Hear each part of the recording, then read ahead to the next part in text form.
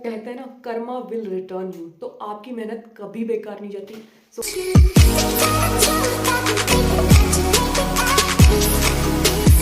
So hello guys, welcome back to the channel medico duo. तो आज मैं आपको अपनी जेन्युइन चीज़ें बताऊंगी जिनको फॉलो करके मैं सेलेक्ट हुई।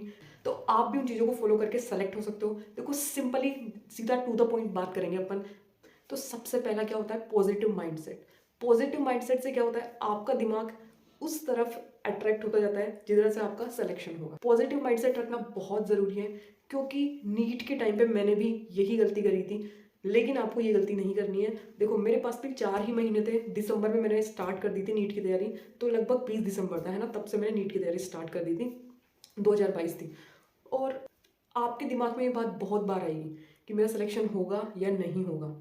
तो आपको इसे कैसे रोकना है, मेरा सिलेक्शन होगा या नहीं होगा, इसके लिए आपको हमेशा खुद से क्वेश्चन पूछना है कि ऐसा मैं एक भी काम नहीं कर रहा जिससे मेरा सिलेक्शन नहीं होगा। मैं सारे वो काम कर रही हूँ जिससे मेरा सिलेक्शन होगा। हमेशा खुद को आपको ये बात बोलनी है जब भी आपके दिमाग में ये चीज़ आए कि मेरा सिलेक्शन होगा या नहीं होगा। तो जब आप खुद को ये बातें बोलोगे तो एक पॉजिटिविटी आपके अंदर क्रिएट होगी कि मैं वो सारे काम कर रहा हूँ जिससे मेरा सिलेक्शन होगा। तो एक कॉन्फिडेंस बिल्डअप होगा आपके अंदर, जो कि बहुत ज़रूरी है इस टाइम पर। तो आप सभी को एक पॉजिटिव माइंडसेट लेकर चलना है। दूसरे नंबर पर आता है टेस्ट। तो देखो, टेस्ट से मुझे भी बड़ा ही डर लगता था, मेरे को भी टेस्ट देना अच्छा नहीं लगता था। लेकिन मैंने एक चीज़ समझी, जो एक चीज़ मेरे को रियलाइज़ हुई, वो ये है कि टेस्ट देना बहुत बहुत ज़रूरी है। देखो, सबसे इंपॉर्टेंट चीज़ क्या होती है, टेस्ट देना। और अपन क्या करते हैं, उसी को छोड़ देते हैं। अरे, सबसे मेन ही वही था, टेस्ट देना ही इंपॉर्टेंट है। अगर आप टेस्ट दोगे तो आपको आपकी गलतियां पता चलेगी। तो टेस्ट को 3 पार्ट में करना है हमेशा। आपको टेस्ट देना है, भले कुछ भी हो, कितना भी डर लग रहा हो, टेस्ट देना है बस। और जिस दिन टेस्ट शेड्यूल है उसी दिन जाकर देना है। ये नहीं सोचना कि अरे यार, कल टेस्ट है, मेरी तैयारी नहीं है, मैं इसको परसों दे लूंगा, अपने दोस्त के पास में ले लूंगा, तब तक मेरी तैयारी हो जाएगी, एक या फिर एक हफ्ते बाद में दे दूंगा, तब तक मेरी तैयारी हो जाएगी। ये गलती मत करना। जिस दिन टेस्ट शेड्यूल है उसी दिन देना है, दैट्स इट, बस खत्म, उसी दिन देना है। और हाँ, और जब भी आप टेस्ट देने जाओ तो आप आधे घंटे पहले चले जाओ। आधे घंटे पे वहाँ पे बैठ के जो नीट वाला माहौल होता है ना, उसको जियो, उसको जीना जरूरी है। बिकॉज आपको 4 महीने बाद सेम सिचुएशन में फेस करना है। तो आप अगर उससे पहले रूबरू हो जाओगे तो वो आपको सेम नॉर्मल चीज़ लगेगी। आपको लगेगा कि आप रेगुलर टेस्ट देने आओ, कोई आपको लगेगा ही नहीं कि आप नीट की एग्जाम देने आओ। तो उस माहौल को अभी से जियो आप, ठीक है।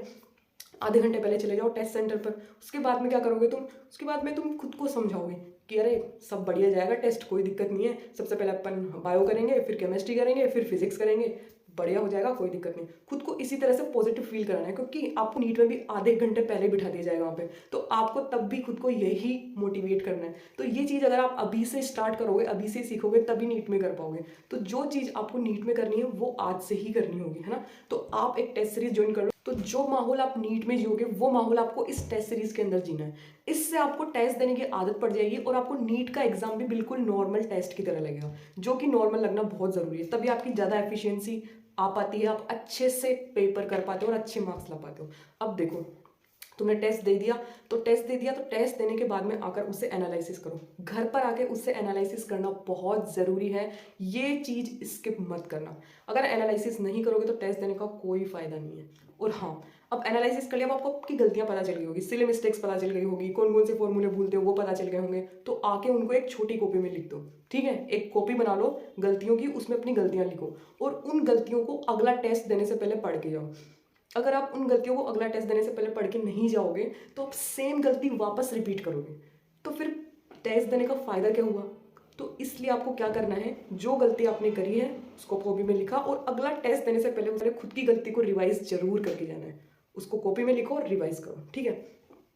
अपन क्या करते हैं, सोचते हैं कि यार टेस्ट बाद में दे लेंगे, तब दे लेंगे, कब दे लेंगे। अरे कब दोगे, अभी ही देना है। जनवरी स्टार्ट हो गई है, अभी से स्टार्ट कर दो, ठीक है।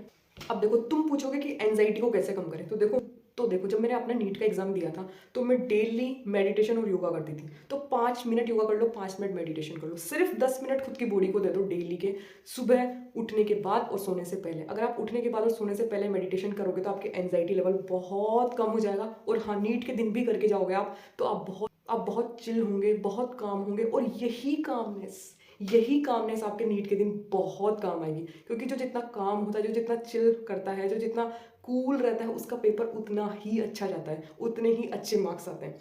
समझ में आ रही है बात? तो ये मेडिटेशन करना बहुत ज़रूरी है। तो खुद की टू डू लिस्ट में लिख लेना कि रोज़ 5 मिनट मेडिटेशन करना है, भले कुछ भी हो जाए, मन हो चाहे ना हो, मेडिटेशन करना है, दैट्स इट। उसके बाद में अब आप बोलोगे फिजिक्स केमिस्ट्री और बायो के कितने कितने क्वेश्चन, तो देखो यार, फिजिक्स के, केमिस्ट्री और बायो के तीनों के 100 क्वेश्चन लगाओ आप। अगर आपकी कैपेसिटी इससे ज़्यादा की करने की है तो इससे ज़्यादा करो, पर ये तो करना ही है, ये तो मैंडेटरी है। 100 क्वेश्चन तो आपको करना ही करना है, ये मैंडेटरी है फिजिक्स, केमिस्ट्री और बायो के लिए, तीनों के लिए। समझ में आ रही है? ये तीनों करो। और हाँ, डेली 1 घंटा इनऑर्गेनिक केमिस्ट्री पढ़ो, इच्छा हो चाहे ना हो, इनऑर्गेनिक केमिस्ट्री पढ़नी है, मतलब पढ़नी है, दैट्स इट। तो डेली 1 घंटा इनऑर्गेनिक केमिस्ट्री पढ़ो, फिजिक्स के फॉर्मूले रिवाइज करो और बायो में एनसीईआरटी पढ़ो। सिंपल सा है, डेली 1 घंटा इनऑर्गेनिक केमिस्ट्री, फिजिक्स के फॉर्मूले और बायो की एनसीईआरटी, बस बस इतना कर लेना, आपका सिलेक्शन हो जाएगा 110% श्योर। मैं लिख के दे सकती हूँ, आपका सिलेक्शन हो जाएगा। अगर वीडियो अच्छा लगा हो तो वीडियो को लाइक कर देना, चैनल को सब्सक्राइब कर देना। तब तक के लिए कीप हसलिंग, कीप स्टडिंग। मिलते हैं अगले वीडियो में, बाय बाय।